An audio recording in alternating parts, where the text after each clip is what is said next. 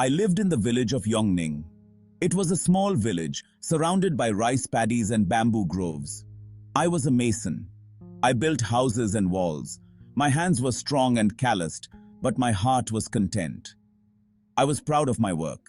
Wei, a young mason from the village of Yongning, found pride in his craft. His hands, though worn, reflected his dedication and skill. His heart, filled with contentment, mirrored the pride he took in each stone he laid. One day, a messenger arrived. He rode a tired horse and carried a scroll bearing the emperor's seal. The villagers gathered, listening with bated breath as the messenger read aloud.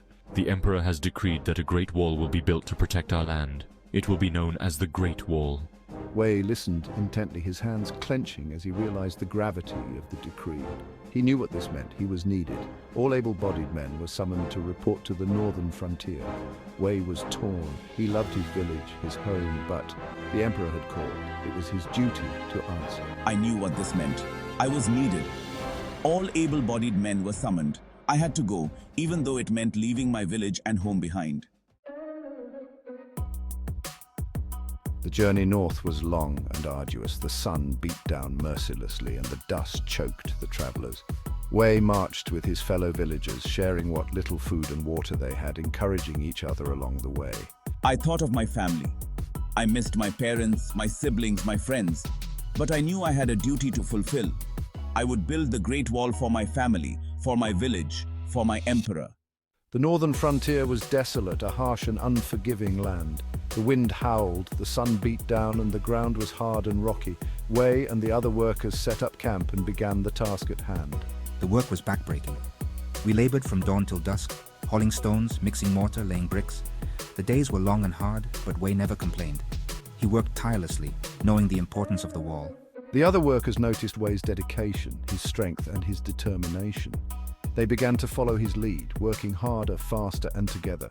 Wei was proud. They were making progress. The wall was rising. One day the foreman fell ill. He was a kind man. He had taught Wei much. The foreman was too weak to work. The other workers were worried. Who would lead them? I will step forward. I will be the foreman. I will lead the workers. I will honor the sick foreman. I will not let you down. The workers agreed. They trusted Wei. Wei was a natural leader. He was fair and just. He was always willing to lend a helping hand. The workers respected him. They worked hard for him. Under Wei's leadership, the wall grew quickly. It grew strong. Word of Wei's leadership reached the emperor. He was impressed. He decided to visit the wall himself. He wanted to see the progress. He wanted to meet this remarkable mason. The Emperor arrived with his entourage. He was carried on a palanquin surrounded by guards. The workers stopped working. They bowed low. The Emperor addressed them. He praised their hard work. He thanked them for their sacrifice. The Emperor's gaze fell upon Wei. He beckoned him forward. He asked him his name. My name is Wei. The emperor nodded. He was pleased. He praised Wei's dedication. He awarded him a jade pendant. It was a great honor. After many years, the wall was complete. It was a magnificent structure. It stretched for thousands of miles. It was a testament to the hard work and sacrifice of countless workers. It was a symbol of China's strength and unity. Wei was proud of his work. He had helped build something truly great. It was time for him to return home. He bid farewell to his fellow workers.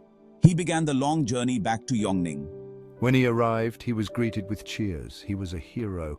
He had helped build the Great Wall. He shared his stories. He inspired the next generation. Wei lived out his days in Yongning. He was content. He knew that his work on the Great Wall would protect his village. It would protect his people. It would protect his legacy.